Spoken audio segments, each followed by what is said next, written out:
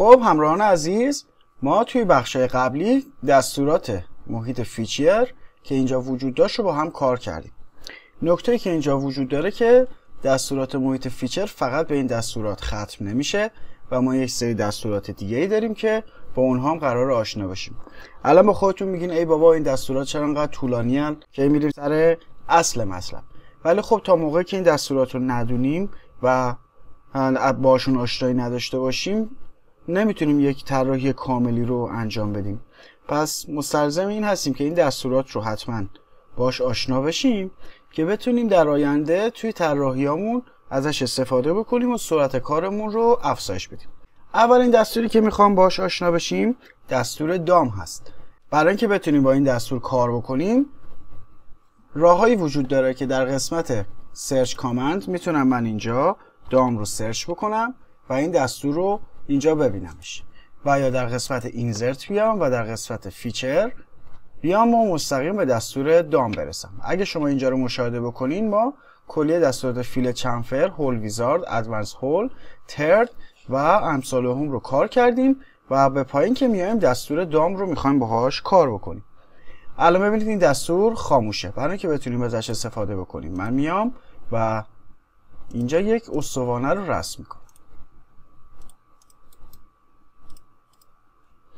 یه قطر 90 بهش میدیم و یه ارتفاع هم بهش میدیم تا بتونیم ازش استفاده بکنیم. من اینجا فرض کنید میخوام یه دونه قوطی اسپری ایجاد بکنم. قسمت زیری کار رو هم یک فیلت 3 میلیمتر میزنم و حالا اگر به دستور اینزرت فیچر بیایم ببینید دستور دام برامون فعال شده. من این دستور رو اوکی میکنم. در اینجا برای اینکه ما بتونیم از دستور دام استفاده کنیم به ما گفته که یه دونه فیس رو مشخص بکن. پس خاطرتون باشه که برای دستور دام بتونیم ازش استفاده بکنیم نیازمند یک فیس هستیم. فیسی که حتما تخت باشه. یعنی اگه من این سطح استوانه رو انتخاب بکنم نمیتونه برام دستور رو ایجاد بکنه و با مشکل مواجه میشه. من این رو راست کلیک میکنم دیلیت، میام این سطح زیری رو انتخاب میکنم. اگه دستور رو حالا اوکی بکنم ببینیم چه اتفاقی میفته. ببینید تو حالت پریویو کاملا یک اتفاق رو برام ایجاد کرد. یک سطح بیرونی رو حالت قسمتی از کره ایجاد کرد. حالا دستور رو اوکی بکنم ببینیم چه اتفاقی میفته. ببینید که من اگه قطعه رو برش بزنم به راحتی این لبه قطعه‌مو به حالت بیرون آمده آورد. حالا اگه بخوایم حالت اسپری داشته باشیم و به سمت داخل بره میام دام رو ادیت فیچر میزنم و در این قسمت گزینه ریورس دایرکشن رو میزنم. همچنین در اینجا میتونم مقدار فرو رفتگی اون رو مشاهده بکنم. میتونم مقدارش رو 5 بزنم و دستور رو اوکی کنم. ببینید حالا اگه برش رو بزنم ببینید که یک حالت تو رفتگی رو برامون ایجاد کرد. دستور دام این مشخصات و این اتفاقها رو برامون فراهم میکنه. من دوباره اگزیت رو میزنم و میام یک بار دیگه با کمک دستور دام روی سطح قطعه‌مون رو یک دام دیگه استفاده میکنم تا با هم ببینیمش. من اینجا میتونم حالا مقدارش رو زیاد بکنم. ببینید چون قطر قطعه من 90 بود الان 45 رو بزنم یک نیم کره رو روی اون ایجاد میکنه. و اگر مقدارش رو بیشتر بزنم ببینید به حالت شما فرض کنید یک لامپ میخواین بزنین یا پراپ‌های یاقوت سرخی که توی CMM هست تقریبا به این حالت یک استوانه داریم که یک یاقوت سرخ روی اون قرار گرفته. با کمک دستور دام میتونیم این مقدار رو ایجاد بکنیم و دیگه از دستور ریوالو استفاده نکنیم و این فرم رو تشکیل بدیم. من مقدارش رو مثلا 10 تا میزنم یک حالت برآمدگی ریز روی قطعه ایجاد میکنه.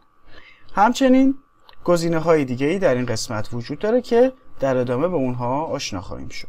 خب یک بار دیگه به دستور دام برمیگردیم و من اینجا این دام 2 رو ادیت میکنم و میام از گزینه الیپتیکال دام رو استفاده میکنم. این گزینه به ما این امکان رو فراهم میکنه که یک فرم رو به صورت بیزی ایجاد بکنیم. اینجا فرمی از یک نیم کره بود و حالا اگه من این گزینه رو فعال بکنم و مقدارش رو زیاد بکنم ببینید حالت سرفشنگی رو برای من ایجاد میکنه و میتونم از با فعال کردن گزینه الیپتیکال این قابلیت رو داشته باشم که یک حالت بیزی تور رو روی قطعم ایجاد بکنم.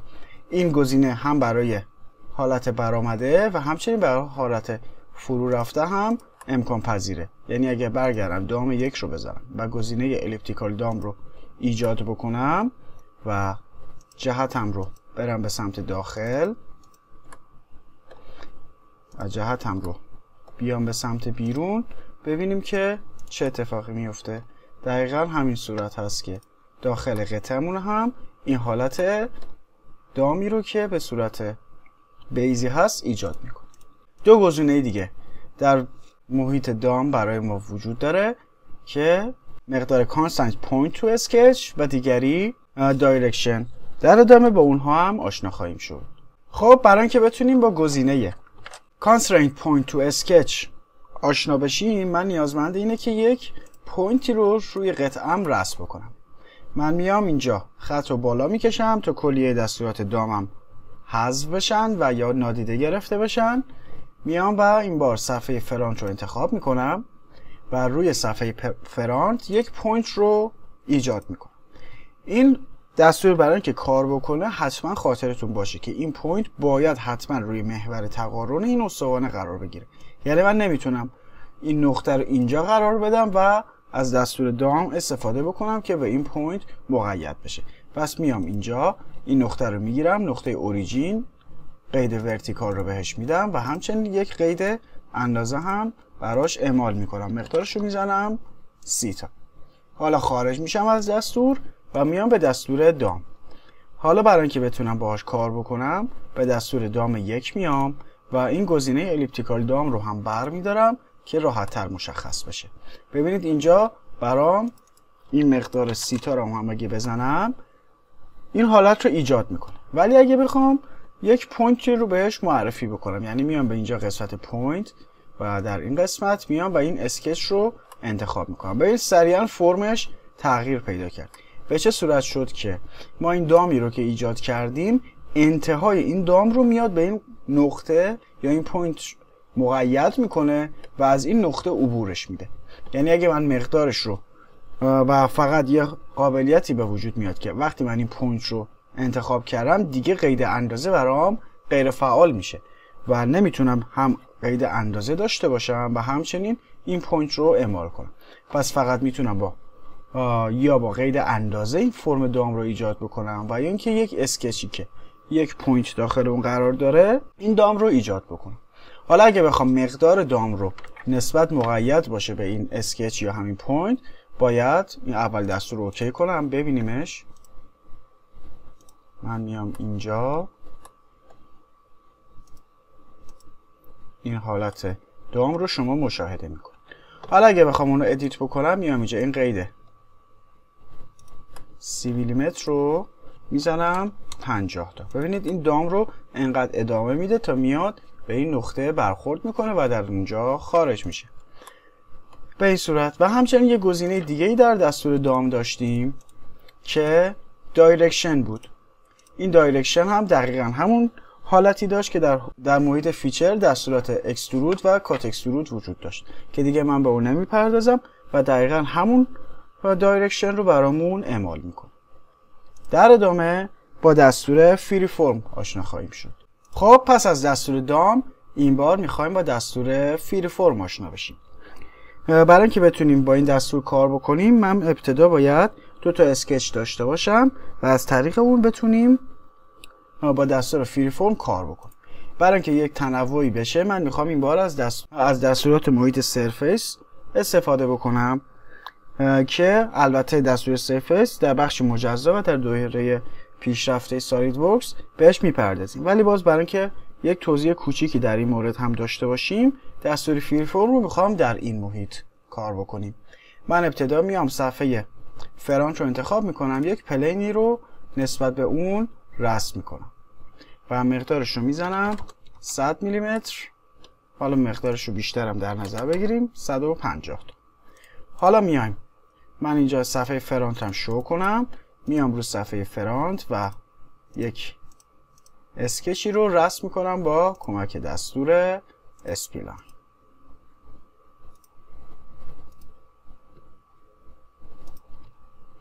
حالا این دوتا نقطه رم حالت ورتیکال قرار میدم، حالت هوریزونتال قرار میدم و میام اینجا و این دو نقطه رم ورتیکالشون میکنم. از دستور خارج میشیم، میایم و روی این یکی پلین این بار هم اسکچ رو میزنم و میام با کمک دستور اسپلاین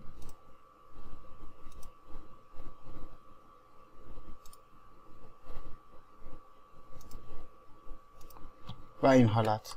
حالا از دستور خارج میشیم.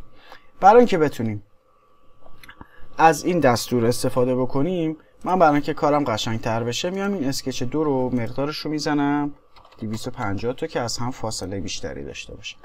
میام به قسمت اینزرت، این بار محیط سرفیس و با کمک دستور باندری سرفیس که در محیط باندری ما خودمون کار کردیم باهاش و اینجا در محیط فیچر دستور باندری با اسپیس رو داشتیم. حالا این بار در محیط سرفیس میخوایم ازش استفاده بکنیم. من میام اینجا دایرکشنام رو انتخاب میکنم. ببینید میاد این فرم رو برامون ایجاد میکنه.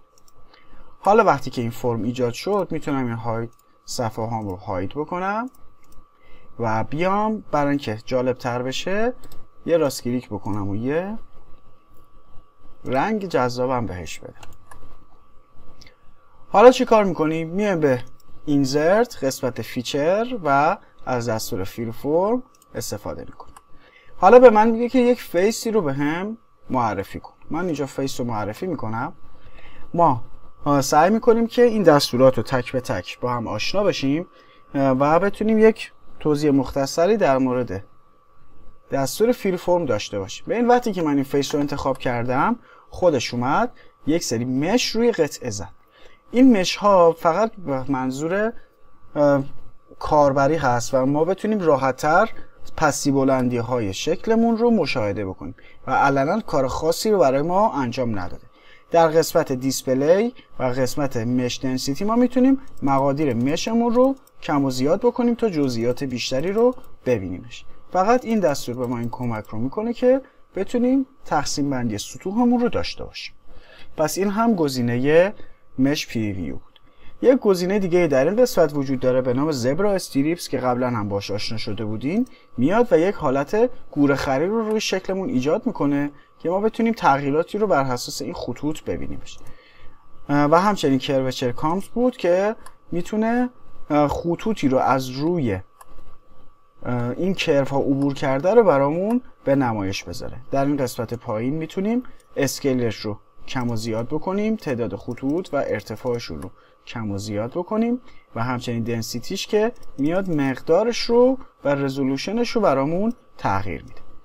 و همچنین اگر گزینه دایرکشن 2 رو هم فعال بکنیم ببینید این یک سری کرو ها و کروشرها رو روی این مسیر برامون ایجاد کرد و اگر دایرکشن 2 رو ایجاد بکنیم میاد و در جهت مخالف رو هم برامون اعمال میکنه.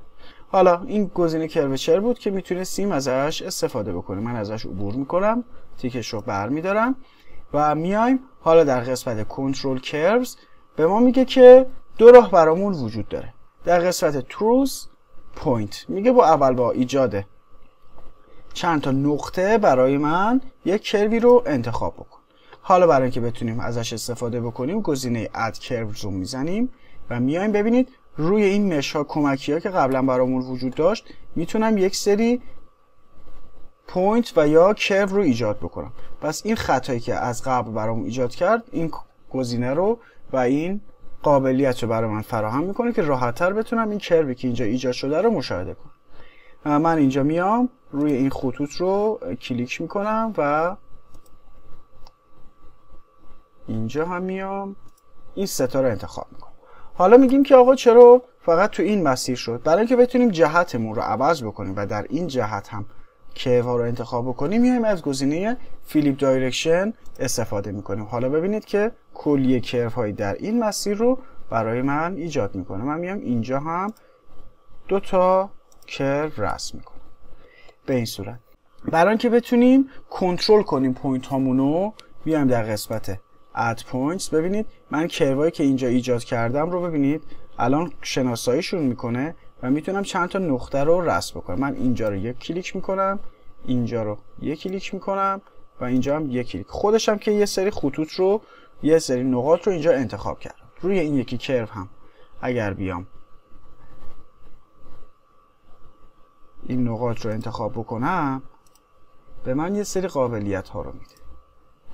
حالا اگر یوز دیفاین رو بزنم کلیه اون دستورات کنسل میشه و میگه که دوباره تعریفشون بکن، یعنی یه کرو دلخواهی رو رسم بکن. یعنی اگر از قبل یه سری خطوط رو تعریف کرده بودم میتونم حول اونها تغییراتم رو ایجاد بکنم. حالا یه سری توضیحات کوچیکی بود، من این دستور رو کنسل بکنم، بریم و یه بار دیگه اونها رو ایجاد بکنیم و کاربرد دستور فری فرم رو ببینیم. تا اینجا فقط توضیحاتی در مورد این بخش ها بود. خب حالا دوباره برمیگردیم و گزینه اینسرت میایم و در قسمت فیچرز دستور فری فرم رو انتخاب میکنیم. سطحمون رو انتخاب میکنیم، مش هایی که قبلا ایجاد شده بود رو ایجاد کرد. حالا اد کرو رو میزنیم و من این 3 تا نقطه رو انتخاب میکنم. حالا اگه اسکیپ رو از روی دکمه کیبورد بزنم این دستورات برام فعال میشه. حالا وقتی که هر کدوم از این کرو هایی که ایجاد کردم رو روش یک کلیک بکنم ببینید یک سری نقاط وجود داره. این نقاط رو من میتونم ببینید وقتی که روش کلیک میکنم این فرم رو میتونه تغییر بده و من دوباره بیام این نقطه رو انتخاب بکنم، هر جایی که کلیک بکنم میتونم سطح شکلم رو تغییر بدم. الان چه اتفاقی افتاد؟ تو این کروی که ما اینجا رسم کردیم فقط نقطه ابتدایی و انتهایی رو تغییر داد، ولی من میخوام که یک سری نقاط دیگه اضافه بکنم روی این کرو. میام اد پوینت رو میزنم و اینجا رو انتخاب میکنم، اینجا رو هم انتخاب میکنم و اینجا. حالا دوباره اسکیپ رو میزنم از روی دکمه کیبورد تا غیر فعال بشه. حالا حول این نقطه میتونم یک تغییرات برآمدگی و یا تو رفتگی رو توی فرمم ایجاد بکنم. من اینجا رو میارم بالا و اینجا رو هم میارم بالا. ببینید چه اتفاقی افتاد. از بغل که نگاه بکنیم یک برآمدگی رو توی شکل من ایجاد کرد. حالا اگه این رو برگردم به این سمت میتونم در جهت‌های مختلف x و y و z که اینجا محور مختصاتش رسم شده حول این 3 تا محور فرمم رو تغییر بدم. به این حالت اگه من اینجا خارج بشم ببینیم که شکل اولیه کارمون به چه صورت بود. اینجا با هم کاملا میبینیمش که اینجا یک برآمدگی داره. اگه اون رو دی اکتیو بکنم ببینید این تو رفتگی. این گزینه به ما این قابلیت رو فراهم میکنه که بتونیم فرم های پیچیده مثل سرفیس ها یا بدنه های خودرو و یا فرم های پیچیده ای که داریم رو و رسمشون خیلی برامون سخته با این گزینه ایجاد بکنیم.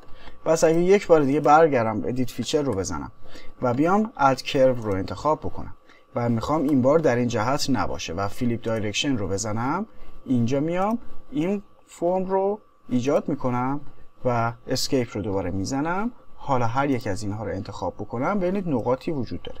میتونم این نقاط رو بگیرم و فرم این منحنیه رو تغییرش بدم. حالا ببینید قبلا ما تو این جهت تغییرات ایجاد کردیم، حالا در این جهت هم تونستیم که یک سری تغییرات توی کارمون اعمال بکنیم.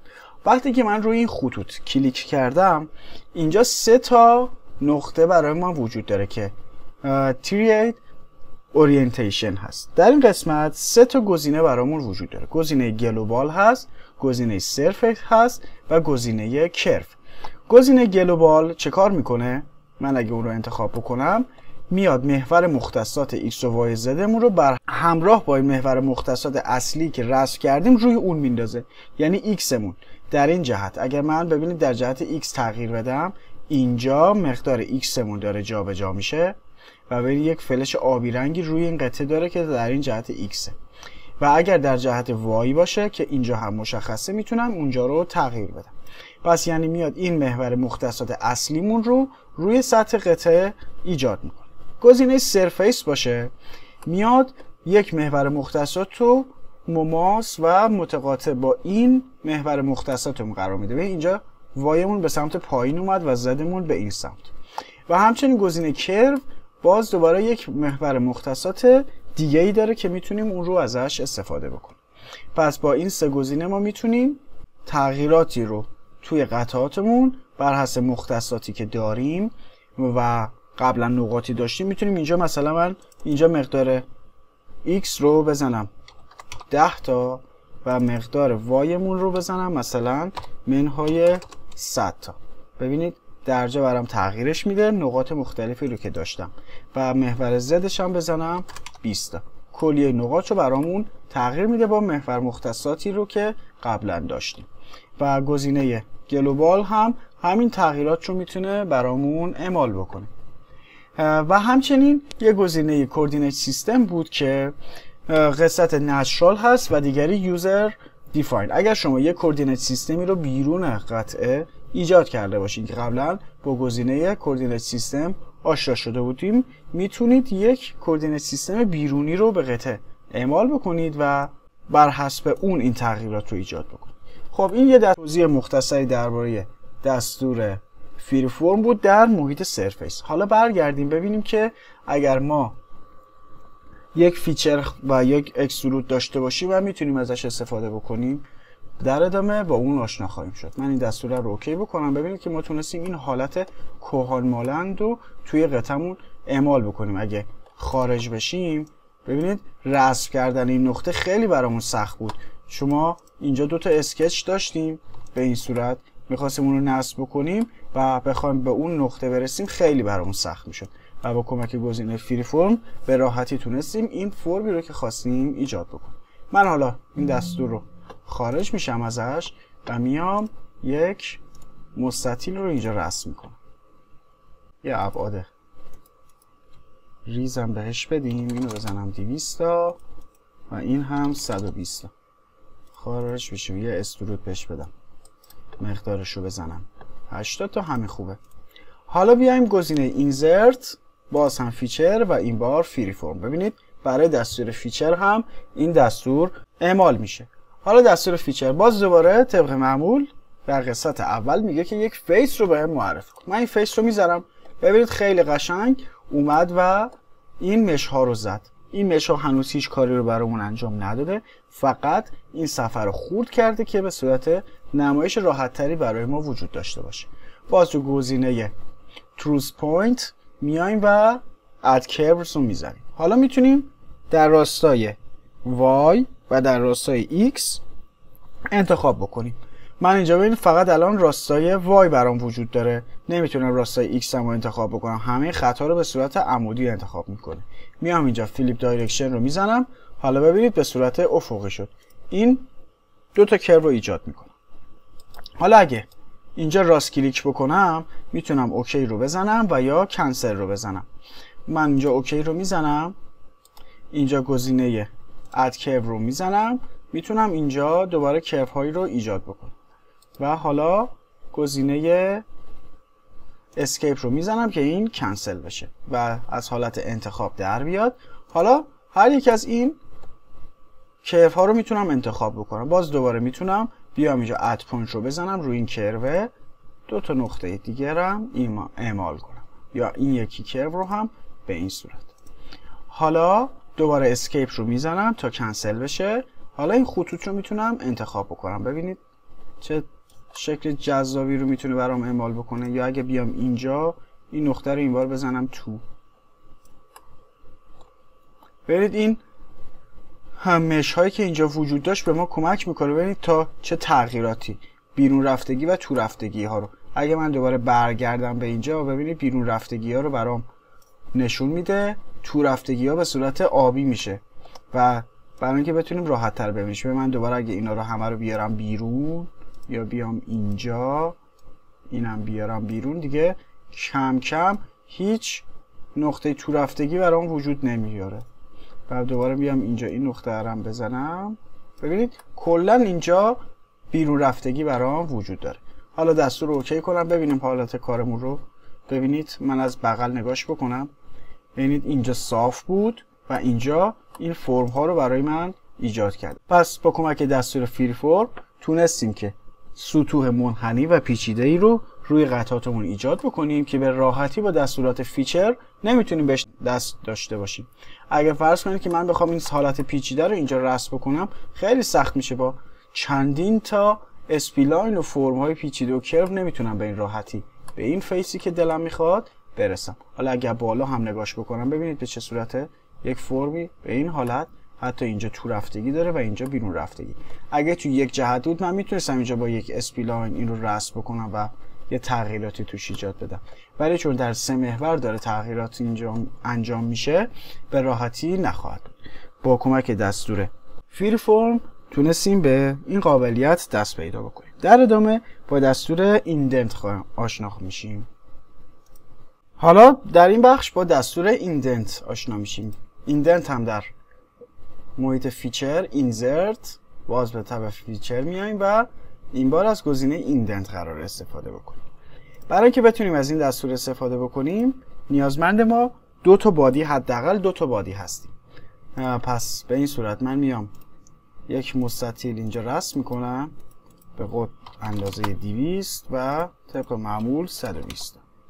میام اینجا باس استرود رو میزنم، مید پلین رو انتخاب میکنم و مقدارش رو میزنم 4 میلیمتر. میخوام ضخامتش کم باشه. حالا صفحه تاپ رو انتخاب میکنم و یک استوانه هم روی اون رسم میکنم و مقدارش رو میزنم 30 تا. میام و کمک دستور باس استرود این بار هم مید پلین رو انتخاب میکنم و مقدار 30 تا رو بهش اعمال میکنم. 2 طرف این استوانه رو گسترش میدم. خب باز من یک گزینه رو فراموش کردم. گزینه باس استرود میام و اینجا حتما باید گزینه مرج ریزالت رو بردارین که این استوانه اعمال شده حتما یک بادی مجزا باشه. اگه من این رو دوباره کنسل بکنم برید در قسمت بادی ما الان فقط این دوتا رو با هم جوش داده و یک بادی شناسایی میکنه. برمیگردم باس استرود رو میزنم، این تیک رو برمیدارم، دستور رو اوکی میکنم. ببینید که 2 تا بادی برام اعمال شد. برای اینکه راحت تر بتونم ببینمشون من اینجا بادی راست کلیک میکنم، این بادی رو رنگشو صورتی میکنم و بادی دوم رو هم اینجا انتخاب میکنم و یک رنگ زرد رنگ رو، البته زرد نمیزنم که توی پریویو به مشکل نخوریم، این رو هم سبز میکنم. حالا میایم از گزینه اینزرت، فیچر و دستور ایندنت به من میگه که تارگت بادی رو مشخص بکن. من تارگت اصلیم اینه، نگرش میدارم و میگم که حالا به ما میگه که بعدی رو انتخاب بکن. ببینید اینجا یک سری مقادیر برامون وجود داره، یه سری پارامتر هست و دیگری مقدار دایرکشن. من اینجا دایرکشن رو اینجا 1 میزنم و این مقدار 10 هم باقی میمونه. حالا دستور رو اوکی میکنم، میام اینجا یک سکشن بزنم ببینیم چه اتفاقی افتاد. ببینید شکل ما چی بود؟ ما اینجا یک ورق داشتیم و این استوانه اومد یک کاوری رو برای اون اعمال کرد به صورت برآمده و اینجا ما مقادیری که اینجا زدیم 10 میلیمتر و 1 میلیمتر. اینجا چی هست؟ من اینو اگه نورمال بکنم، میجر رو استفاده بکنم، ببینید که یک گپ 1 میلیمتری از این استوانه برامون ایجاد کرد و یک لبه 10 میلیمتری حول اون تغییر داد. یعنی اگه من برگردم این ایندنت رو اینجا این مقدار رو بزنم 2 میلیمتر، این گپ 2 میلیمتر میشه. اگر مقدارش رو بزنم اینجا 5 میلیمتر، یک لبه 5 میلیمتری برام اعمال میکنه. با کمک دستور ایندنت این قابلیت برامون ایجاد میشه و در واقع یک حالت پارامتری وجود داره. حالا اگه برگردم و ادیت فیچر رو بزنم، این بار گزینه کات رو بزنم، میاد از قطعه من به جایی که یک اندازه رو اضافه بکنه کم میکنه. کات رو بزنیم و دیگه گزینه برآمده برامون وجود نداره و فقط این گپ وجود داره. میاد در واقع یک گپی رو بین این استوانه و اینجا ایجاد میکنه. من اگه مقدارش رو بزنم 5 تا، ببین ما اولیه چه کار کردیم؟ این قطعه سی رو که اعمال کردیم هنوز وجود داره و فقط اینجا با گزینه 5 میلیمتر گپی که وجود داره در واقع 10 میلیمتر بزرگتر شده. من اگه میجر رو استفاده بکنم ببینید این قطره 40 شده به این صورت. پس با کمک دستور ایندنت میتونیم این برآمدگی و یا فرو رفتگی رو در قطعاتمون ایجاد بکنیم. من اگه دوباره گزینه کات رو بردارم، این حالت برآمده برامون اعمال میشه.